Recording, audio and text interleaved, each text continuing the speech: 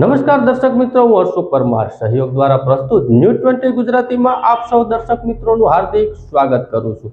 જોઈએ આજના મુખ્ય સમાચારો। જૂનાગઢ મહાનગરપાલિકા દ્વારા 7મો રાષ્ટ્રીય પોષણ માહ દિવસની ઉજવણી કરવામાં આવી। આઈસીડીએસ જૂનાગઢ દ્વારા મહિલા સુરક્ષા તાલીમ તેમજ કુપોષણ બાળકોના વાલીઓ સાથે પોષણ પરામર્શ જેવા કાર્યક્રમ થકી રાષ્ટ્રીય પોષણ માહની ઉજવણી કરવામાં આવી। આઈસીડીએસ શાખા જૂનાગઢ મહાનગર દ્વારા વિવિધ કાર્યક્રમો થકી 7મો રાષ્ટ્રીય પોષણ માહ 2024ની ઉજવણી કરવામાં આવી રહી છે। જે અનુસંધાને પોલીસ વિભાગના સહયોગથી C division police station Junagadh ખાતે મહિલાઓના સુરક્ષાના કાયદા અંતર્ગત એક પોષણ આરોગ્ય સુરક્ષા વિષયક તાલીમનું આયોજન કરવામાં આવ્યું હતું। આ તાલીમ અન્વયે સી ડિવિઝન પોલીસ સ્ટેશનના પીઆઈ સાહેબ અને એનએલ પાંડોર સાહેબ તથા પીએસઆઈ રણજીત વણજારા સાહેબ તેમજ આઈસીડીએસ શાખા મહાનગર જૂનાગઢના પ્રોગ્રામ ઓફિસર વૈષ્ણાબેન દવાને બાળ વિકાસ યોજના અધિકારી ડોલીબેન દોશી તેમજ આઈસીડીએસની મહિલાઓ હાજર રહી હતી। આ તકે એનએલ પાંડોર સાહેબ દ્વારા મહિલાઓને સુરક્ષા અંગેના કાયદા વિશે માહિતગાર કરવામાં આવ્યા હતા। વૈષ્ણાબેન દવે દ્વારા મહિલાઓને પોષણ તેમજ આરોગ્ય વિષયક માર્ગદર્શન આપવામાં આવ્યું હતું। ઉપરાંત મહાનગર જૂનાગઢ હેઠળ તમામ આંગણવાડી કેન્દ્રો ખાતે પોષણ માહ 2024ની ઉજવણી કરવામાં આવી રહી છે। જેમાં મુખ્ય સેવિકા બહેનો તથા આંગણવાડી કાર્યકરો બહેનો દ્વારા આંગણવાડી કેન્દ્રો ખાતે કુપોષિત બાળકોના વાલીઓ સાથે પોષણ અંગે માર્ગદર્શિત કરવામાં આવ્યા હતા। આ સમગ્ર પોષણ માહની તમામ ઉજવણી સફળ સંચાલન આઈસીડીએસ શાખાના પ્રોગ્રામ ઓફિસર વૈષ્ણાબેન દવેના માર્ગદર્શન હેઠળ આઈજીસી શાખાની ટીમ દ્વારા આયોજન કરવામાં આવ્યું હતું। જૂનાગઢની ઐતિહાસિક બાઉદીન કોલેજની હોસ્ટેલ છેલ્લા 4 વર્ષથી બંધ હાલતમાં જોવા મળી રહી છે, જેને લઈ બહાર ગામથી આવતા વિદ્યાર્થીઓને હાલાકીનો સામનો પડી રહ્યો છે। બહાર ગામથી અભ્યાસ અર્થે આવતા વિદ્યાર્થીઓ માટે હોસ્ટેલ અતિ ઉપયોગી સાબિત થતી હોય છે। આ દ્રશ્યો જૂનાગઢની 120 વર્ષની જૂની બાઉદીન કોલેજની હોસ્ટેલ છે, જે જર્જરિત હાલતમાં જોવા મળી રહી છે। છેલ્લા 4 વર્ષથી આ હોસ્ટેલ સમારકામના કારણે બંધ હાલતમાં જોવા મળી રહી છે, જેને લઈને વિદ્યાર્થીઓમાં ભારે નારાજગી જોવા મળી રહી છે। દૂર દૂરથી અભ્યાસે આવતા વિદ્યાર્થીઓ માટે હોસ્ટેલ બંધ હોવાથી રહેવા માટે ના છૂટકે ખાનગી હોસ્ટેલનો સહારો લેવો પડે છે, ત્યારે મોટી ફી પણ ચૂકવવી પડે છે। ત્યારે આ બાબતે બાઉદીન આર્ટ્સ કોલેજના આચાર્ય દ્વારા જણાવવામાં આવ્યું કે હોસ્ટેલનું કામ વહેલી તકે પૂર્ણ થાય તે માટે પ્રયાસો હાથ ધરવામાં આવ્યા છે। માર્ગ અને મકાન વિભાગ દ્વારા જરૂરી પ્રોસેસ પણ શરૂ કરાઈ છે અને આગામી 2 થી 3 મહિનામાં હોસ્ટેલ ફરી શરૂ કરાશે તેવો વિશ્વાસ આચાર્ય દ્વારા વ્યક્ત કરવામાં આવ્યો છે। હોસ્ટેલમાં કુલ 20 રૂમ છે, જેમાં પ્રતિ રૂમમાં 3 વિદ્યાર્થીઓ રહી શકે તેવી વ્યવસ્થાઓ છે। પ્રતિ વિદ્યાર્થીનો રહેવાનો વાર્ષિક ચાર્જ પણ 60 રૂપિયા લેવામાં આવે છે। મહત્વનું એ છે કે બાઉદીન કોલેજની આ હોસ્ટેલમાં રાષ્ટ્રીય શાયર ઝવેરચંદ મેઘાણી પણ અહીં અભ્યાસ દરમિયાન રહી ચૂક્યા છે। ત્યારે જૂનાગઢની ઐતિહાસિક બાઉદીન હોસ્ટેલની જર્જરિત હાલતમાં જોવા મળી રહી છે। હોસ્ટેલ ફરી શરૂ કરવા બહાર ગામથી અભ્યાસ કરવા આવતા વિદ્યાર્થીઓની માંગ છે। મારું નામ મેર દિવ્ય છે અને હું ઉનાના ખીલાવડ ગામથી ભણવા આવું છું। અહીંયા હું બાઉદીનમાં સાયકોલોજી બીએમાં અભ્યાસ કરું છું 3જા વર્ષમાં, અને મારે અહીંયા રૂમ રાખીને રહું છું। મારે વર્ષનો 40,000નો ખર્ચા જેવું થાય છે। તો આ ગવર્મેન્ટની હોસ્ટેલ ચાલુ થઈ જાય તે માટે હું અપીલ કરું છું કે જેથી મારે પૈસા અને સમયની બચત થાય। 4 વર્ષથી બંધ છે, 3.5 વર્ષથી હોસ્ટેલ બંધ થવાનું પહેલું મુખ્ય કારણ તો એ હતું કોરોના આવ્યો। કોરોના આવ્યો એટલે આપણે 1.5 વર્ષ સુધી હોસ્ટેલ બંધ રહી। પછી હોસ્ટેલ ચાલુ કરવાનો સમય આવ્યો ત્યારે હોસ્ટેલ જર્જરિત થઈ ગઈ હતી। પછી આરએનબી વાળાઓનો મત લીધો કે આની અંદર રહેવા લાયક વિદ્યાર્થીઓ નથી, એટલે અમારી કેન્દ્રની રૂસાની ગ્રાન્ટ હતી 3 કરોડ રૂપિયાની, એમાંથી 2 કરોડ રૂપિયા અમે આરએનબીમાં અપાવ્યા ઉપર હાયર એજ્યુકેશનમાંથી। 1 કરોડ હોસ્ટેલના રિનોવેશન માટે અને 1 કરોડ અહીંયા ન્યૂ કન્સ્ટ્રક્શન માટે અમારી કેમ્પસની અંદર। આ બંનેની વિધિ બહુ આમ જોઈએ ને કે વર્ષો સુધી ચાલી। કંઈક ને કંઈક સરકારી જે વિધિ હોય એમાં કંઈક ના કંઈક ટેકનિકલ અંત અને એવા ફોલ્ટ અને ભૂલો આવવાના કારણે ખૂબ વાર લાગી। પછી આપણે ત્યાં શિક્ષણ મંત્રી પાનસેરિયા સાહેબ આવેલા એજ્યુકેશનમાંથી, એમને પણ મોઢે વાત કરી, એમણે આરએનબીના અધિકારીઓ સાથે વાત કરી અને પછી થોડીક પ્રોસેસ એકદમ સ્પીડી બની અને એ પૈસા અત્યારે આપણે લગભગ 6 મહિના પહેલાં બધા જ પૈસા આરએનબીના હવાલે મેં કરી દીધા। આરએનબી એ પણ એક આનંદની વાત છે, કારણ કે આવી હેરિટેજ કોલેજ છે 100 વર્ષ જૂની, 125 કોલેજ જૂની અને 100 વર્ષે હોસ્ટેલ જૂની, જ્યાં ઝવેરચંદ મેઘાણી ભણી ગયા, અને 3-3, 4-4 વર્ષથી જો આ હોસ્ટેલ બંધ હોય એટલે ખરેખર આચાર્ય તરીકે મને દુઃખ થાય, અને વિદ્યાર્થીઓ જે આવે છે દૂર દૂરના વિદ્યાર્થીઓ ન રહી શકતા હોય, એટલે એના માટેના પ્રયત્ન થવાથી એક આનંદની વાત એ છે કે એ ઓનલાઈન ટેન્ડર મુકાઈ ગયું છે.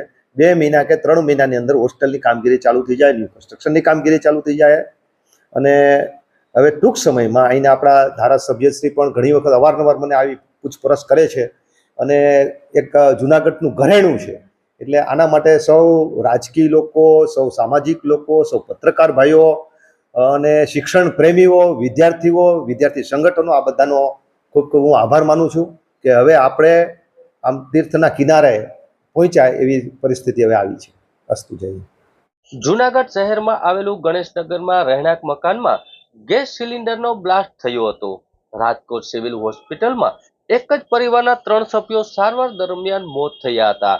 4 સપ્ટેમ્બરના રોજ દત્ત કટારિયાનું સારવાર દરમિયાન મોત થયું હતું અને 6 સપ્ટેમ્બર વિજય કટારિયાનું સારવાર દરમિયાન મોત થયું હતું.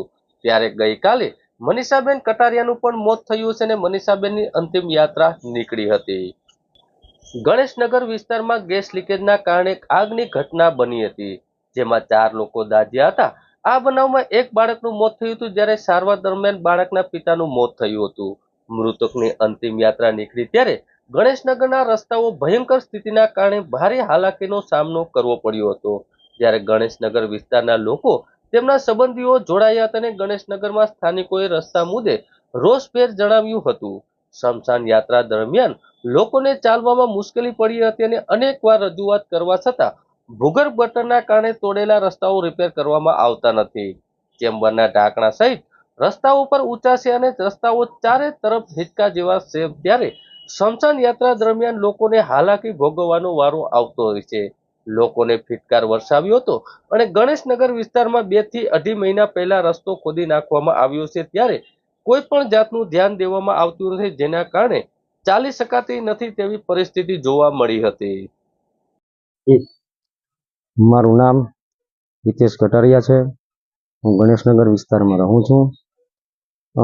તારીખ 3/9/2024ના રોજ કોઈ કારણોસર અમારા ઘરે ગેસ સિલિન્ડર ફાટ્યો હતો, જેના અનુસંધાને બહુ મોટો એક બ્લાસ્ટ થયો હતો, જેમાં મારા ઘરના સભ્ય, મારા મોટા ભાઈ, મારા ભાભી અને મારો ભત્રીજો તે ખૂબ જ ગંભીર રીતે ઘાયલ થયા હતા.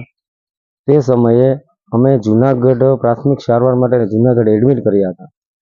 હાલત ખૂબ ગંભીર હોવાથી અમારે ચારેય લોકોને, મારા ફાધર પણ થોડું દાઝ્યા હતા, ચારેય લોકોને એ સમયે તાત્કાલિક અમારે એને રાજકોટ રિફર કરવા પડ્યા હતા.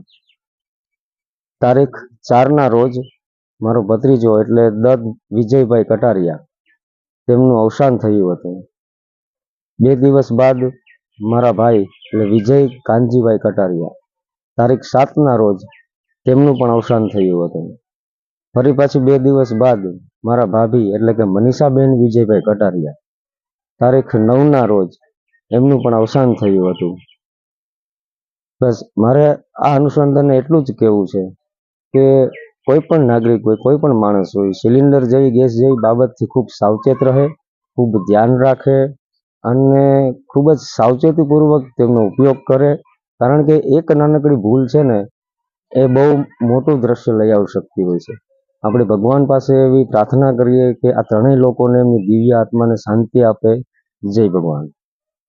₹12,000ની કિંમતનો મોબાઈલ ફોન ખોવાતા વિશ્વાસ પ્રોજેક્ટ અંતર્ગત ઇન્સ્ટોલ કરેલા સીસીટીવી કેમેરાથી નેત્રમ શાખા પોલીસ દ્વારા તાત્કાલિક શોધી આપવામાં આવ્યો. અરજદાર હિંગરાજ સાયલા અરવિંદ અમદાવાદના વતની હોય કરવા માટે આવેલો હતો. જ્યારે સવારે SBI ના એટીએમમાં પૈસા ઉપાડ્યા. જુનાગઢ બસ સ્ટેન્ડ પાસે આવેલા હીરાપના કોમ્પ્લેક્સમાં આવેલું એટીએમમાં પૈસા ઉપાડવા ગયા હતા. અચલભાઈ એટીએમમાંથી પૈસા ઉપાડી પરત ફરતા હતા. તે દરમિયાન તેમને માલુમ પડ્યું કે તેમની 12,000ની કિંમતનો સેમસંગ કંપનીનો M12 મોબાઈલ ફોન એટીએમમાં જ ભૂલાઈ ગયો હતો. તેઓ ફરીથી એટીએમમાં ગયા, પરંતુ મોબાઈલ ફોન મળી આવ્યો નહીં અને કરવા માટે આવેલો હતો. જ્યારે સવારે SBI ના એટીએમમાં પૈસા ઉપાડ્યા. ફોન મળ્યો નહીં.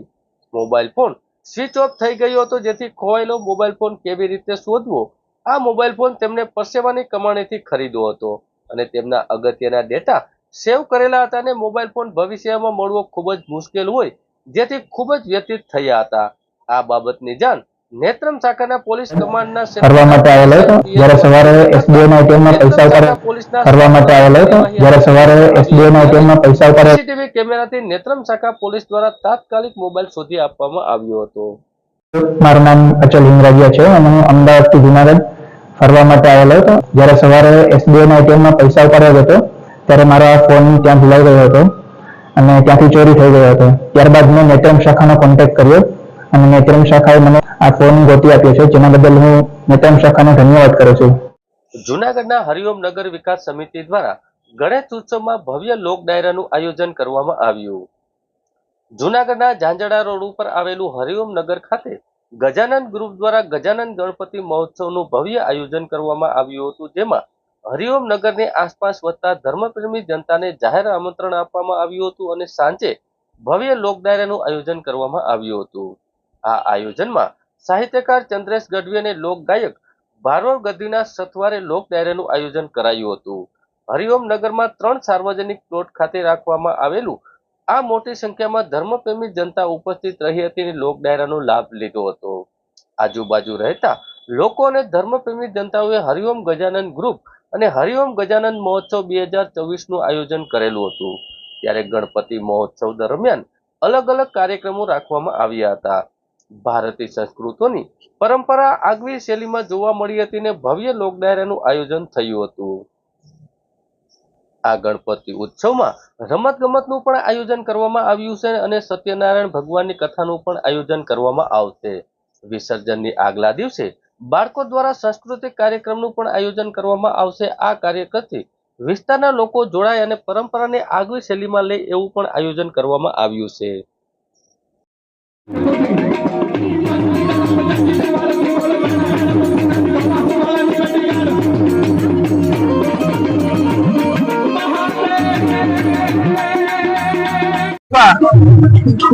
મારું નામ રમેશભાઈ જેઠવા અને હરિઓમનગર ઝાંઝડા રોડ અમે અહીં આજુબાજુની સોસાયટી અને તમામ ધર્મપ્રેમી જનતાઓ કે જેઓ હરિઓમ ગજાનન ગ્રુપ અને હરિઓમ ગજાનન મહોત્સવ 2024 નું આયોજન કર્યું છે, ત્યારે આપણી આ ગણપતિ મહોત્સવ દરમિયાન અલગ અલગ કાર્યક્રમો આપવાના છે. ત્યારે આ ભારતીય સંસ્કૃતિની પરંપરા અને આગવી શૈલીમાં લઈ જવા માટે થઈ અને આજે ભવ્ય લોક ડાયરાનું આયોજન થઈ રહ્યું છે.